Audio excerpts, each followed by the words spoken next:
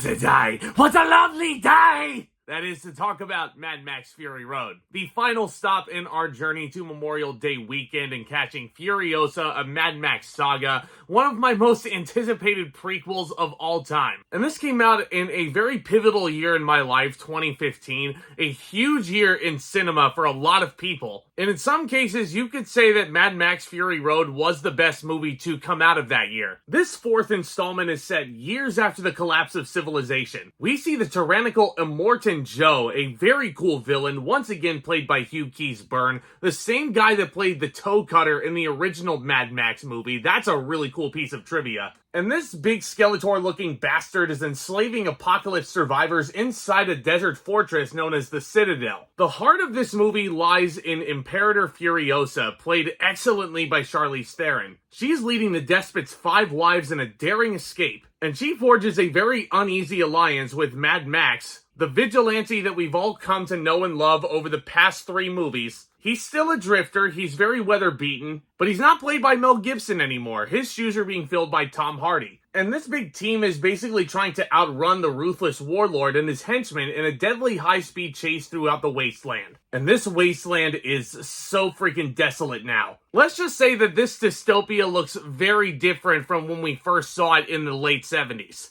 Now, after rewatching both this movie and The Road Warrior, it's still very close in determining which one is the best of the 4 so far. But you know what? I'm still leaning towards Fury Road all the freaking way. Because when it comes to this film right here, I would consider this the modern benchmark of what a pure action movie should be. It's high octane, it's non-stop excitement. It's filled with some pretty amazing practicals and some stunning stunt work. And not to mention, our hero is always in some sort of peril. Like, name me one scene outside of the very end of Fury Road where Mad Max is not getting his ass kicked. In some form or fashion, at least. Like, I've seen Fury Road a handful of times since it originally came out in theaters all those years ago.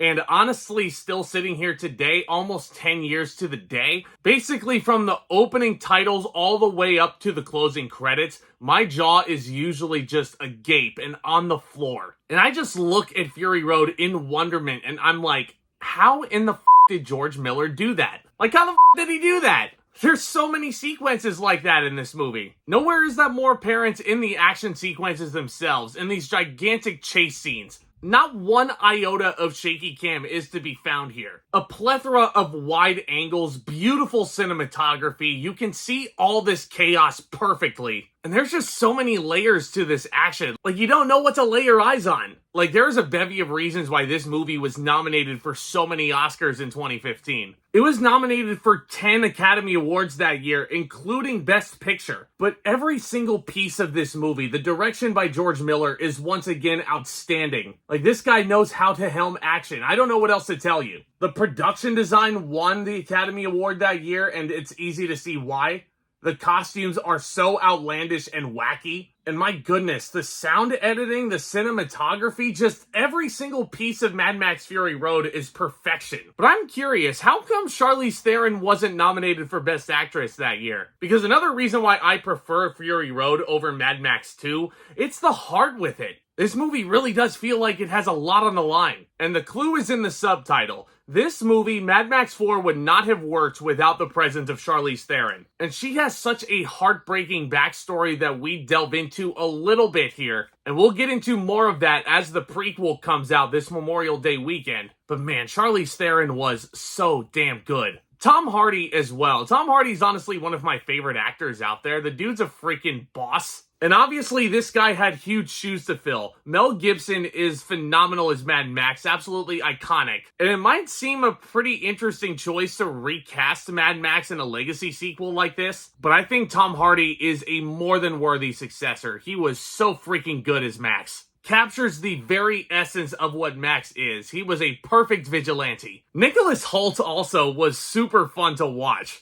And for some reason, I always forget that this whack job is played by Nicholas Hoult until I look into his eyes and I'm like, yep, that's our new Lex Luthor, alright. Man, he's gonna be fucking deranged. And rest in peace to Hugh Keays-Byrne, but this guy, Immortan Joe, was so freaking intimidating. Not even just the look and the costume design of him, but his vocabulary and his pure presence. The mystique behind this guy. Oh my god, there's just so much to him. Like, in all honesty, I don't really think there's a damn thing wrong with Fury Road. Like I said, there are a lot of action movies that wish they were the Mad Max movies, and there's a lot of action movies right now that wishes it was Fury Road. In terms of just pure action, this is what every action movie should aspire to be like. But then again, there is also nothing like Mad Max Fury Road with the stunts and the design of these vehicles that we see. Like, during these car chases, you actually see one of these dudes sitting on top of a truck and he's playing electric guitar and flames are shooting out of the guitar. Like, that is just badass. And that's this movie, guys. Everything about it, just from the look of it and the story,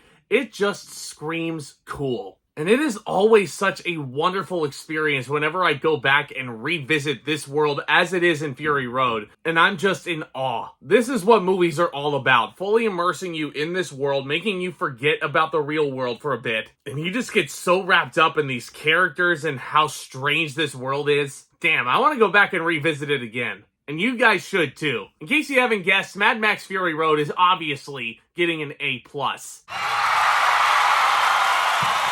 And in the words of Immortan Joe, this movie is far from mediocre. God, I love that. But let me know what you guys think of Fury Road down in the comments section. Let me know what your experience with this movie was like when it first came out. And let me know what you prefer. Do you prefer this movie? Do you prefer The Road Warrior? Honestly, if you were to pick either one, it's a hard point to argue against, and it all comes down to what you like in your action movies. Like I said, I prefer this one because I feel like there's a lot more on the line here for these characters. But again, it's all subjective. I love talking about all things in the cinematic world with you guys.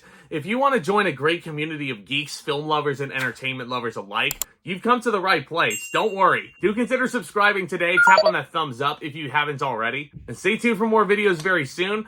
We've done it. We talked about all 4 Mad Max movies up to Furiosa, and I can't wait to check that out. Not this weekend, but next weekend, right? Yeah, that's Memorial Day weekend. That can't come soon enough. It looks just as wacky as Fury Road does. But guys, thank you so much again for tuning in, and thank you for tuning into all these Mad Max reviews with me and going on this crazy-ass journey with me through the wasteland. Y'all are the best. Again, thank you again for your support.